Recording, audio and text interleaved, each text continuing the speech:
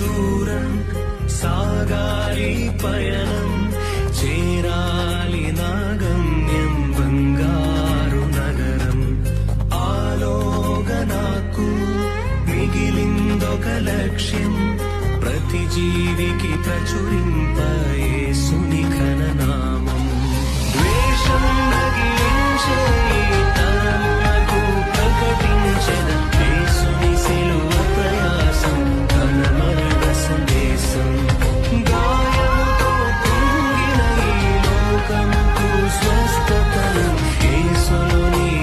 క్షణము ఆయనలో జీవము వందనము దేవా వందనము నీకే కలువరిలోని యాగం నా రక్షణ భాగ్యం బ్రతికెదని కొరకే ఇరుకులు ఎదురైనా చావైతే